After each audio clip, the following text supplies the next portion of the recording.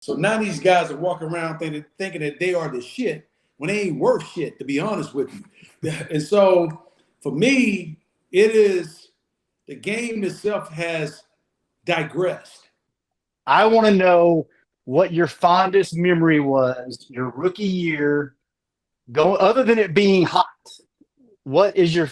I guess that wouldn't be a fond memory. I guess that would be a terrible memory. But what is a memory that stands out to you of your first training camp as a Dallas Cowboy? I'm glad you rephrased it to my first training camp as a Dallas Cowboy, because my rookie season I missed all the training camp because of contractual negotiations. I did not sign with the Cowboys my rookie season until that Tuesday before the very first game of the season against San Diego. But my very first training camp, there's this drill that we used to call inside run. Where it's pretty much 9 on 7 guys, 7 guys in the box, 8 guys in the box. The one guy that's free is not supposed to tackle you. And that's where you have the first string defense, first string offense, we going up against each other, and we're actually playing actual football. And so in the previous year, I wasn't in training camp, but this particular year, they put me in the inside run drill. And I had like 2 carries, and that was it. But they took me out, and I never did another inside run drill for the next next 12, 13, 14 years. And that was it. And so those drills are there, though, to really hone in your skills and build this toughness. And that's why I think the game has shifted its way from inside to outside. It's coming from, it used to be inside out. Now it's outside in. In other words, the game has gotten a little bit softer. We used to build the game through the running game, and the inside run drill was one of those drills where we were able to hone our skills, figure out how tough we were, figure out how tough the defense was going to be, and just go at it. And Jimmy allowed it to happen. And so it's one of those tough drills where the defense know you're going to run the ball, so they're not playing pass, and they all downhill, and it's just straight go get it. Did you enjoy training camp, or was it one of those things where you were like, I know what I'm doing and I know what I'm supposed to do. I don't really need this. Like, what was it like for you? Training camp wasn't about knowing what to do. I mean, it gave you a chance to learn the entire playbook, no doubt. Don't get me wrong. But training camp was there for basically to get guys into football shape. Because you think about it, we spend almost 6, 7 months the whole entire offseason running without any pads on and getting ready for the conditioning test that leads up to training camp. Once you get past the conditioning test, it's now about putting the shoulder pads on, the pads itself, the helmets, and going out on the football field and running around now with 5 pounds or 10 pounds of weight all on your back and doing and excelling at the highest level and competing. Training camp is really honing in the competitive spirit aspect of what a team needs to go through. And it's also developing that mental toughness that's required in order to go into the season physically fit, mentally sharp, and execute on all cylinders. Today, I don't see that. I see a lot of guys come into training camp to get into shape. Back in the day, we had to come into training camp in shape. And so the ball has shifted a little bit, and not a little bit, a lot, to be honest with you. But it's one of those things where you get a chance to tighten up your skills and get ready to play four quarters of football for a 16-game schedule or 17-game schedule as we see it today. And that's what training camp was for us.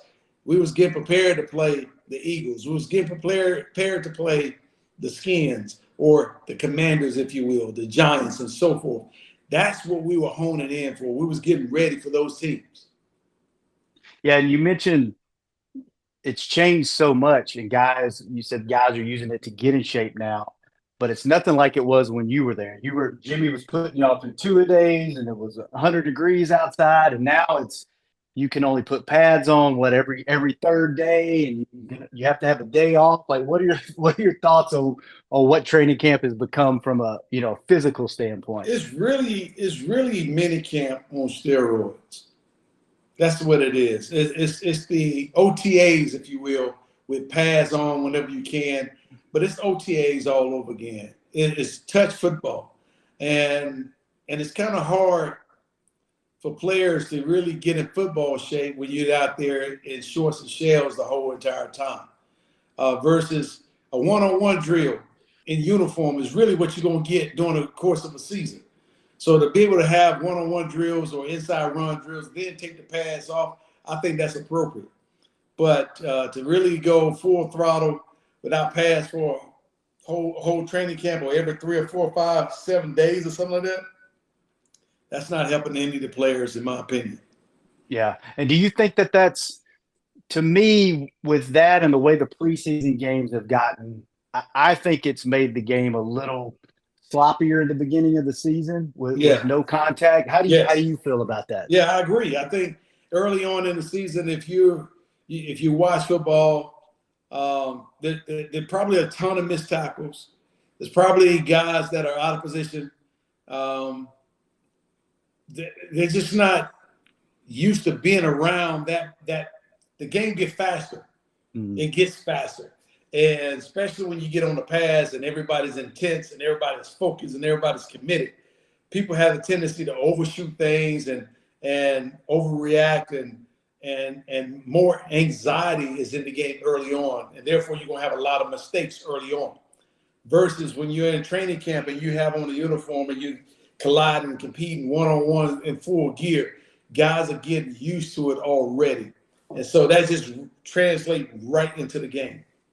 All right, before we move on from training camp, do you have a funny or any kind of story that you think is PG friendly and you can share on this show from training camp? Because I've heard some. I used to co-host a show with Nate Newton, and he told us a few stories that were on air, but just barely able to tell them on air. So I know there's some good ones out there, but do you have any that stand out that you're just like, this was a great all-time training camp story?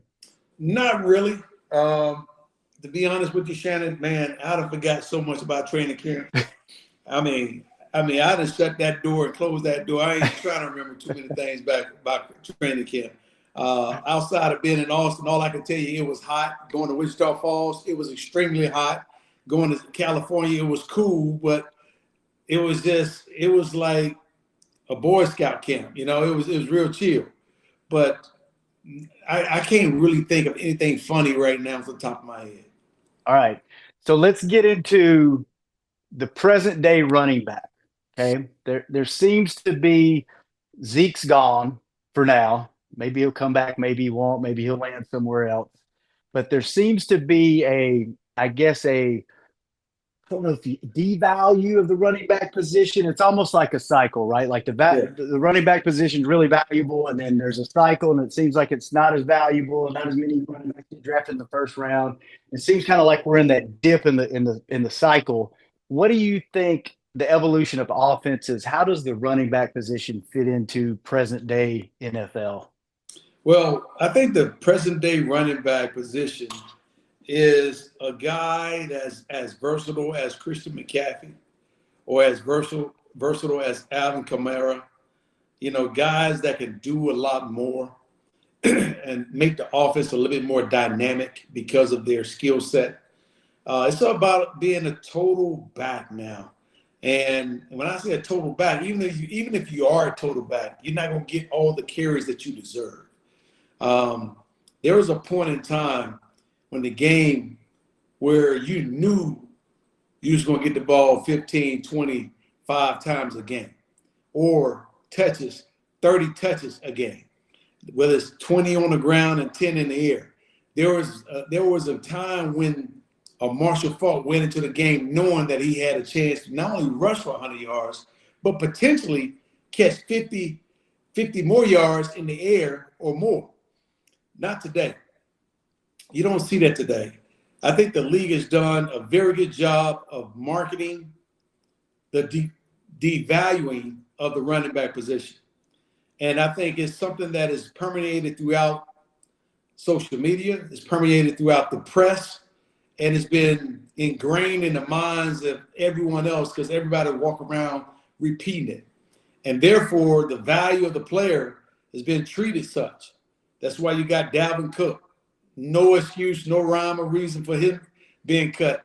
You got Ezekiel Elliott. Everybody talking about he wasn't worth this, he wasn't worth that. Ain't a daggone football player worth all the money that they're getting right now because they're protecting guys, quarterbacks, they're protecting wide receivers. Wide receivers are not as tough as they think they are. They don't run across zones and get hit like Jack Tatum used to hit folks back in the day or get lit up coming across the zone because you can't read zone or man-to-man. The game itself has shifted so much to where they want to throw the ball. This is arena football on steroids, put it that way. Everything is spread out now. You done got rid of the tight end position and made him into an H-back, or you done got rid of the fullback position and made him into an H-back and brought in an extra tight end.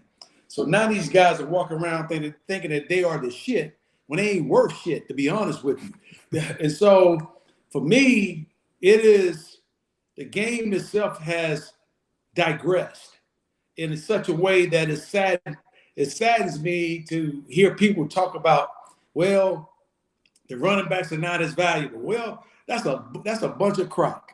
I mean, you trying to tell me Derrick Henry is not worthy? The quarterback that they got is not worthy of the money he got. And if he was worthy of all that, you don't need Derrick Henry. Take him out. Why you have him? Get rid of him. And so if you don't need a Saquon Barkley, get rid of him. If you don't need a running back position, don't draft him. Don't put him in the game. Just go 5 wides and just turn the game into really what you want to turn it into anyway, which is touch football and allow the officials to make bogus calls and then allow everything else to be the way it is. And so all you're trying to do is appease to the fantasy football lover who wants to get points on the board, wants their fantasy teams to win, and you're trying to take the hands out of guys that used to dominate the sport and put it in the hands of folks. Some of them are not even worthy to be called quarterbacks, to be honest. There you go. All right, Emmitt, thanks for the insight there. We're going to go to our first. That's heated, man. I love the passion, I can tell you. So, all right, before we pull Emmitt Smith in, hang on, Emmitt, and we'll get you in here. Do you see more and more of a transition? I know all the rules are going towards where you can't touch the quarterback, you can't touch a receiver. How much further can they go with that? Like, you can't really – there's not much left that they can do, right? You can't pull on a guy. You can't hardly do anything. The only thing that's really left is not being able to bump a guy off the line, right? That's all that's left, to be honest with you. Or you can't play man-to-man. Or you take all that out and then you just create zones. The game itself has been watered down so much that defensive players don't really stand a chance because everything is so subjective now. I mean, we saw some roughing the quarterback penalties last year that was just absolutely horrendous. I mean, just touching the guy, pushing the guy down, et cetera, and you call him roughing the quarterback or unnecessary roughness, whatever you want to call it. It's just changed the game. It's putting the game in the hands of the officials where it shouldn't even be there. The game should be decided in terms of the skill set of an individual against another man, and which one of the two guys have the skill set to beat the next guy. And I get it. There's a lot of holding. There has to be some holding. But at the end of the day, Michael Irvin, he had the head slap. He had a whole lot of other tricks up his sleeves that he had to develop in order to get open. And today, some of those things are not involved in the game because they've taken the game out of the hands of guys like a Prime or guys like a Jalen Ramsey or other great corners. They are being neutralized because some of the things that they can't do, and offensive players have been given more ability. And again, Shannon, I believe it goes all the way back to just trying to score more points and make the game more entertaining. Yep, agree with that. All right, Emmitt Smith, you've been waiting long enough. Let's bring you in to the chat. You brought up a good point, like how the game is becoming more watered down. But I also see it on the other side, which I totally agree, that's being watered down. Like when I was in 8th grade, they said, hey, yeah, you can't wear pads anymore because it's 108 degrees. I'm like, okay, yeah, it's about time you said that, right? Right. But at the same time, we have people that are running sub 4 or 5 40s and are 305 pounds doing a lot of the things that back in the 50s and 60s they weren't doing. So I'm just, it's a different ball game now. No pun intended. It's a different ball game now than it used to be now. I think it's a lot more skill based than it is because we don't have form tackling anymore. People hit each other really hard and then they bounce right off. I mean, because they don't wrap up. Actually trying to wrap you up, and you weren't letting them. You were spinning out. So exactly, they don't wrap up no more. They don't teach proper tackling techniques any longer, and it's mainly because the game itself is watered down from that perspective. That to me, those are some of the fundamentals that you work on in training camp to just try to hone in and make sure that you're sharpening your angles, also sharpening your technique of approach in terms of outside arm free, filling that gap the right way, and those kind of things. And so just to see the evolution of the game, and you're absolutely correct, players are bigger and they are running faster, and it has become more of a skill game. But that skill has to be challenged by somebody. It just can't be just on paper he's that skillful. That skill has to translate to a football move. That skill has to translate into an athletic position, and it has to dominate at some point. But if you're eliminating or reducing that skill set to just hand football or touch football, you'll never see the greatness come out. Yeah, I totally understand that. Hey, one of my actual main questions was, you left college a year early. You told your mom you'd graduate from college, and you did end up doing exactly that in 95 or so. But my question is, what led you to leave college a year early, like most kids do nowadays? I mean, it's like, hey, I see an opportunity. But what kept you from just staying where you were at another year? Well, a number of things. For 3 straight years at the University of Florida, I started from my freshman year.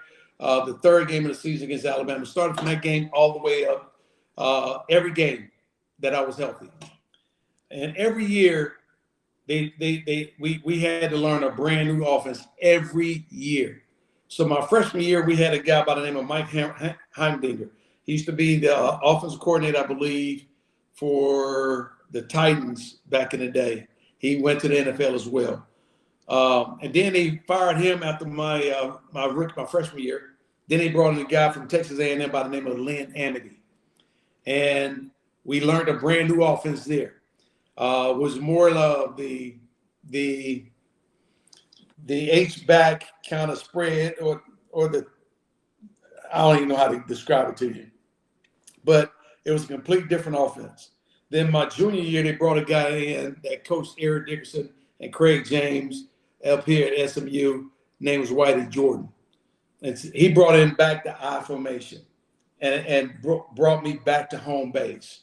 And I had a super year that year. Then after that year, that season was over after our bowl game, they fired the entire coaching staff again. Mm-hmm. So going into my senior year, and plus after that game, Whitey told me, he said, listen, because we was getting beat badly by Washington. Whitey came to me in the middle of the game. He said, listen, I'm not going to play you anymore because I don't want you to get hurt. He said, you need to get ready to go to the next level. Your time here is up. That's what he said. Wow. Now, it was 3 years in. They fired the coaching staff shortly after that. They brought in Steve Spurrier. And here I am going into my senior year having to learn a fourth offense. And so I was like, I had my best season in 3 years. And I held 50-some school records at the time, and there was nothing else for me to achieve outside of getting hurt. And as much as I wanted to stay and be in my freshman class, I had to make a tough decision. And I wanted to pursue my dreams of becoming a professional athlete, didn't want to run the risk of getting hurt. And I chose at that point in time to forego my senior year. I gotcha. Well, yeah, and then I got that football from you here, the one with all the stats and everything that you got there. Now, my question is, do you have any memory specifically of that New Mexico game that you had there? Yes, I do. Talk to me about it. It was a huge game against New Mexico State in Gainesville. And on the other side of the ball, they had a wide receiver by the name of Terrence. And it's not Terrence Flagler. It's Terrence. I get his last name. Went to play with the Atlanta Falcons in the run and shoot. And man, he was lighting us up as a wide receiver, killing our guy, killing our secondary. And I'm running my behind on. Every time I scored, he would come back and score. And all we did was run the ball. So, I'm over 200 yards, and I'm thinking that, okay, eventually they got to sit me down. No, because he kept scoring. And every time he scored, I had to go back on the football field. So it was just one of those things that he was scoring in the air, I was scoring on the ground. He was scoring in the air, and I was scoring on the ground. And before you know it, I ended up with over 300 some odd yards that day. Yeah, a couple touchdowns. Yeah, it was a big day. And then one other thing here is I don't know where you got this from. Can you explain anything about this, or do you have any memories of this thing? What does it say on the front? It's a Dammies from 2003. Oh, I probably got it from the Best Damn Sports Show back in the day when they used to have the Best Damn Sports Show. I remember that. Now that makes a lot more sense then. Okay. Yeah. Cool. Well, very, very awesome, man. It's been good talking to you again. You take care. We'll talk to you in another month or so. Yes, sir. Peace out. Emmitt, you mentioned Dalvin Cook earlier, right? Yeah. Why is that man on the street? And should the Cowboys kick the tires on him?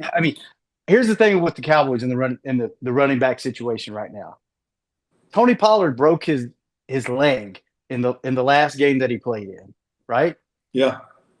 They have two guys that you've never really heard of that haven't seen hardly any playing time, and then you got a guy you just drafted that you drafted later on in the draft, and you're going into a season. I know you got some weapons at wide receiver. I know they got some tight ends they really like. If I'm Dak, I'm like, get me a running back in here so at least I cause a diversion or something. Like, don't send me into the season with this. What do you think how they've handled the running back position? I think they absolutely has botched it up. And I hear they talking about getting rid of Malik Davis, which is so disappointing because I thought he showed tremendous promise last year.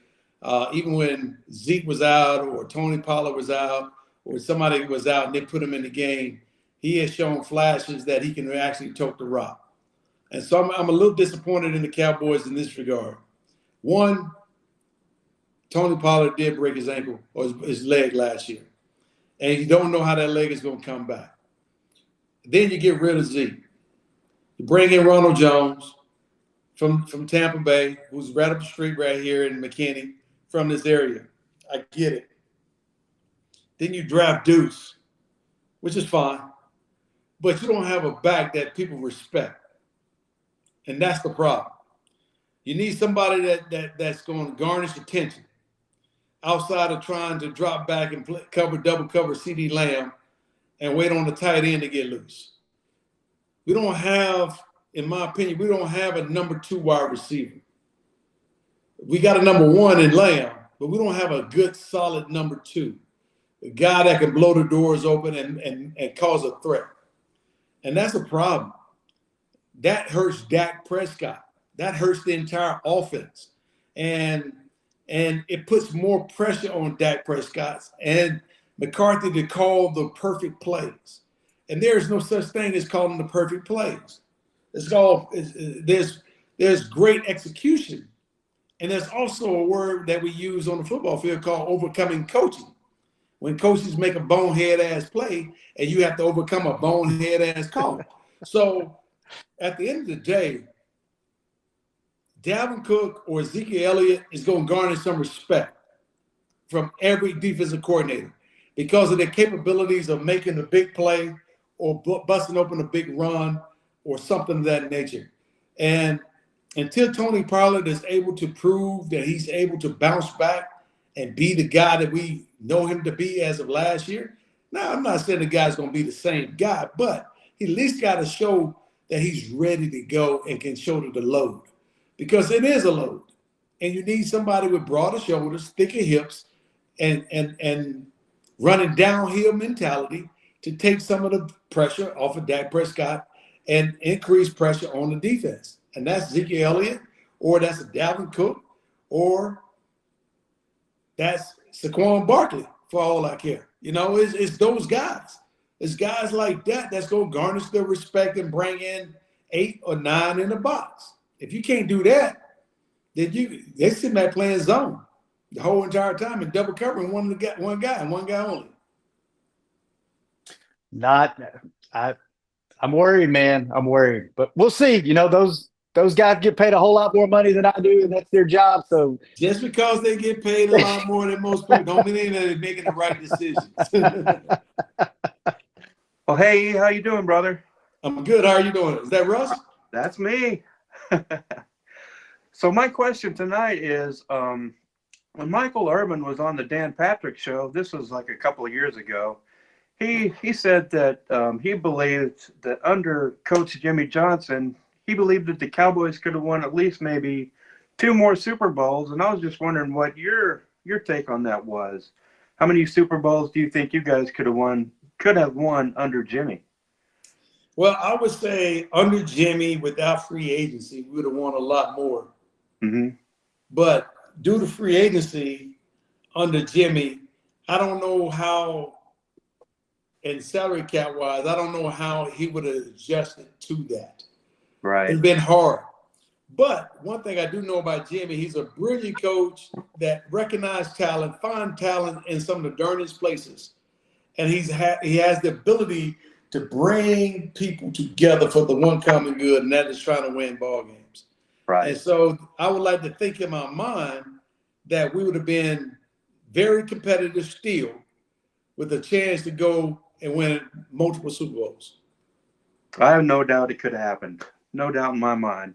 Well, hey, listen, one of the things that I wanted to show you real quick while I got you here is one of the things that I really love to do, and some of the notable regulars who follow me on Instagram know that I love to draw. And one of the things I drew like way back in 1997 is that right there. Did you really? I did. And I just wanted to take the time to share it to you, and maybe hopefully you like it. Oh, no, it looks good. It looks great. Thank you. Thank you. Awesome. Well, E, it's always good to hang out with you. And you have a great rest of the night, my friend. All right, Russ, you too, man. man, that looked like a magazine cover, didn't it? That's pretty. Yeah, it did. It did. That's pretty tight. I remember the photo. Do you really? Yeah, I think it was on a magazine cover. What's your favorite photo that you've seen? My favorite photo personally that I've ever seen of you, I think it was a San Francisco 49ers playoff game. And you, the double star jersey, doubled up over the ball, and you're jumping through the line. That, to me, that's just it's right up there with the Super Bowl picture of Michael Irvin in the Rose Bowl doing this. Right. Those are probably 2 of my favorite Cowboy photos. Do you have like a favorite photo that's been taken of you? Yeah. And don't say the Sports Illustrated one with you laying in the rack. I'm not saying that one. I'm not going to say that one. That right there's for the ladies, not for me. No, what I will say though is Super Bowl 28, the Superman Sports Illustrated cover of me going into the end zone for us to take the lead. That right there is one of my favorites. Nice. Very nice. All right, one more question for you. This is my own personal question.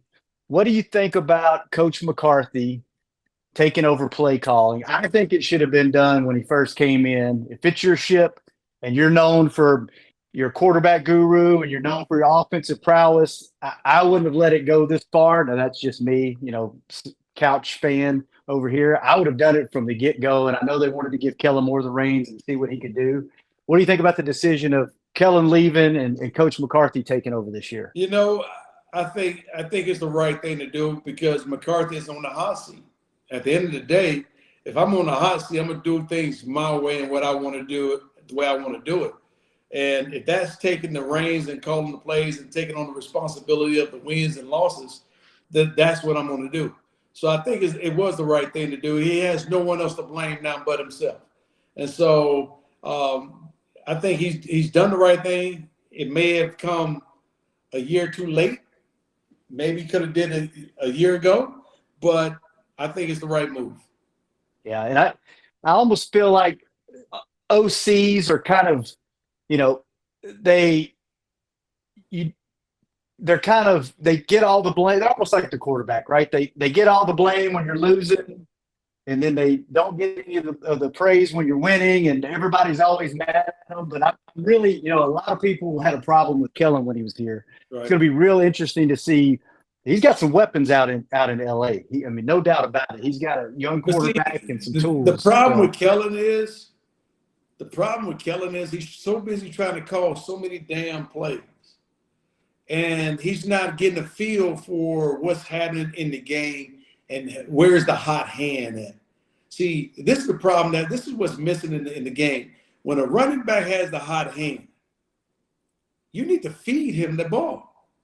You don't just feed him some and then take the ball away from him and then go throwing the ball around just because you can do it or because you got to get a number of plays in. The name of the game is controlling the clock and controlling the ball. And if you got a running back that's on fire, well, you keep him on fire. You keep the defense off balance so he can stay on fire. You keep him on fire and you make the passing game get on fire. And then you just balance that thing out throughout. Sometimes when we were on nice drives, Kellen would come in and had the propensity to call a doggone bonehead trick play with no reason and wasted play. And there was no need for it. There was no need for a wasted play. And he had a tendency to have 3 or 4 wasted plays a game. And wasted plays do nothing but cost you time and cost you field position. When a man's standing over the stove, sometimes you just got to let him cook, right? If he's cooking, let him cook. Let him cook till the water quits boiling and then try something different, right? Exactly. We appreciate the time, man. Let's go watch that LSU Florida into that game, and we'll catch up sometime in the near future. All right, man. Y'all have a blessed summer. Stay inside. Stay cool.